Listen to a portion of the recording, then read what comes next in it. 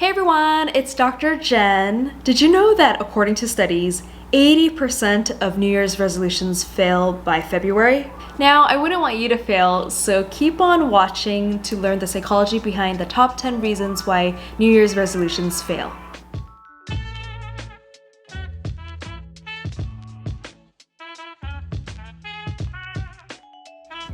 Reason number 1.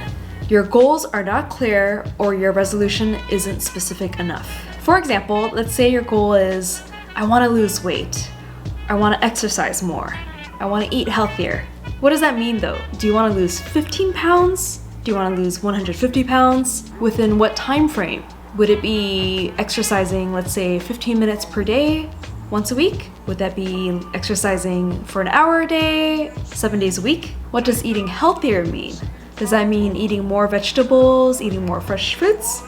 Or does that mean eating less junk food? So this reason is really important because if you're not specific or clear and you keep it very vague and very general, very open-ended, it could be very overwhelming.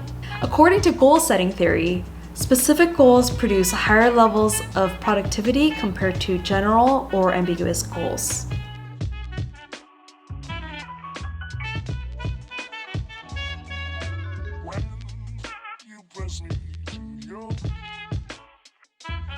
What I mean by productivity is that by having specifics within your goal, it's like building a roadmap to get to the finish line. Number 2, your resolution is framed negatively instead of positively. This means that you're using negative language instead of positive language to describe your resolution. For example, your goal might be, I don't want to arrive late, I want to stop procrastinating, or I want to watch less TV. This is called the framing effect, which is a cognitive bias in which people either view things with a positive or negative connotation based on the language that is used.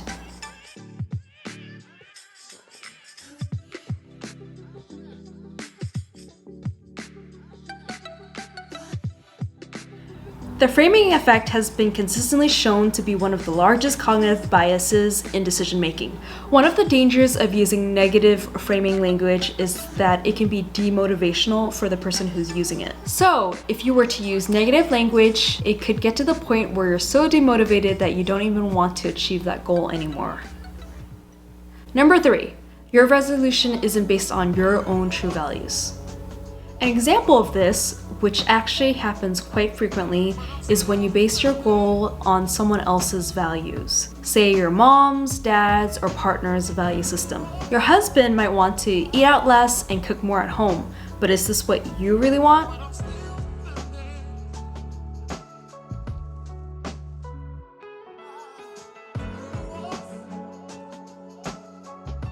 So, if you're making a resolution based on his values, you may very well be setting yourself up for failure because you may not share that value. According to acceptance and commitment therapy, also known as ACT, values-based living is very important, and typically, people start experiencing personal struggles when their behaviors or what they're doing in life does not match their true values.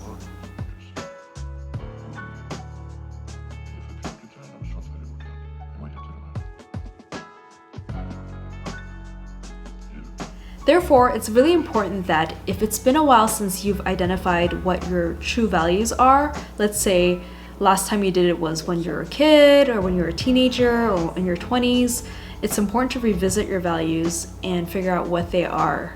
Number 4, your motivation is low or you're not ready for change. An example of this might be that you want to make more money, but you're not quite ready to leave your job. According to the trans-theoretical model of change, there are 6 stages of change: pre-contemplation, contemplation, preparation, action, maintenance, and termination. One of the reasons why people may not achieve their New Year's resolution is because they're either stuck in the pre-contemplation or contemplation stage. During the pre-contemplation stage, you may have very little insight about your need for change or very little insight about the severity of your problem.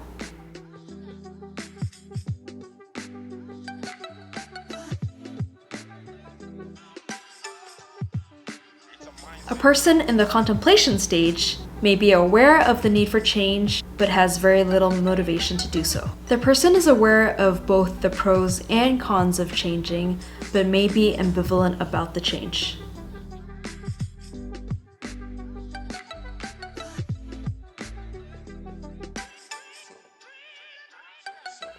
It is important to note that you may recycle through either one or some of the stages multiple times. So that's why it's really important to identify what stage of change you're in, because if you're in one of the earlier stages, such as contemplation or pre-contemplation, that could be a surefire way for your New Year's resolution to not happen. But don't you worry, because I will be making a separate video on the 6 stages of change, as well as a video on motivational interviewing, which may be helpful for you to figure out which stage you're in and also what to do about it. Reason number 5.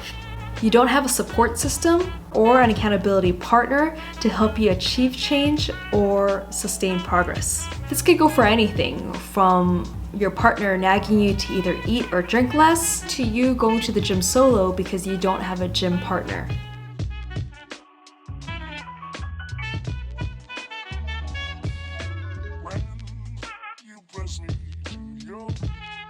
So, if you don't have any support system, or if your current support system is giving you negative vibes, it can be very difficult to achieve change. Having a positive support system is really important, such as having good friends who cheer you on when you get a promotion or something good happens in your life.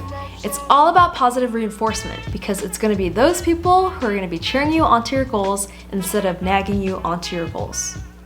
Number 6, the fear of failure, also known as atikiphobia. This is a big one.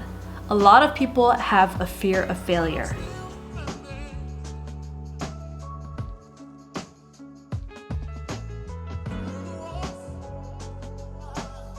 Many people with atikiphobia believe that if there is a chance of failing at something, then there's really no point in even trying to do it. The fear of failure could be experienced with several other symptoms: a reluctance to try new things or to get involved in challenges, self-sabotage, for example, procrastination or excessive anxiety, low self-esteem, leading to negative statements such as "I'll never be good enough," or perfectionism, a willingness to only try those things that you know you'll finish perfectly or successfully. Number 7, the fear of success. This is an even bigger one. This is the fear that having success will bring greater burdens, or in the words of Biggie, more money, more problems.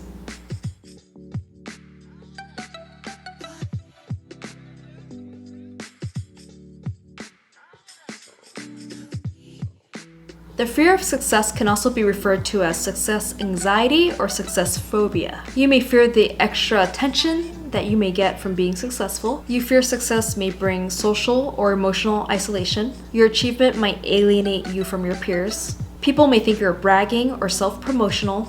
Or you might fear that you may get knocked off the pedestal that you just got on. Fearing the consequences of success can manifest in either subtle or obvious ways. Setting low goals, procrastination, perfectionism, quitting when you're on the verge of success, or self-destructiveness. Any of these behaviors can prevent you from achieving your New Year's resolutions.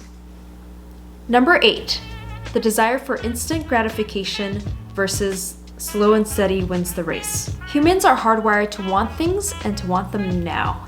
In psychology, we call this the pleasure principle.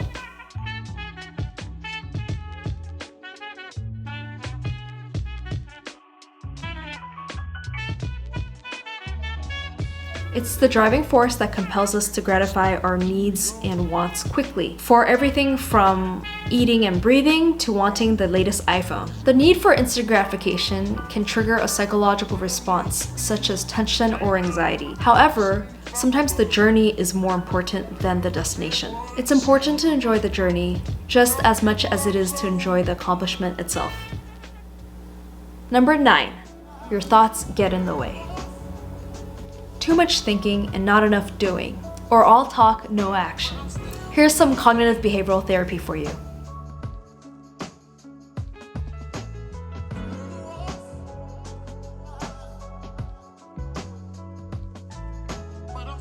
Thoughts impact our feelings, feelings impact our behaviors, which can then cycle back to impact our thoughts. This can create a negative feedback loop that you can't get out of. For example, let's say you have a New Year's resolution that has 1,000 ways that you can achieve it, but your brain gets fixated on all of these options and it cycles through to the point where you're debilitated and you're not even able to choose one of those options to get started. That leads to inaction and it'll lead to you never being able to achieve that resolution. Number 10, your feelings get in the way. This is the feeling of being so overwhelmed that you want to quit before you even get started. You may feel discouraged or you may get impatient because you're not seeing signs of progress. These feelings could include anger, anxiety, shame, sadness, or even just contentment. Contentment can be described as either satisfaction or ambivalence, and both of those things can definitely get in the way of your New Year's resolution. Feelings are important, but it's also important to not let your feelings overwhelm or discourage you.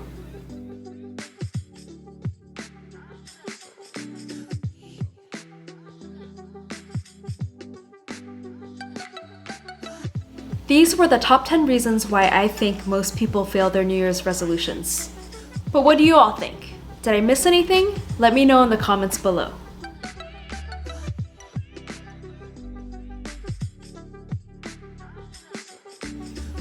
Stay tuned for my next video, 10 tips on how to improve the success of your New Year's resolutions. Thanks for watching and I'll see you next time. Bye.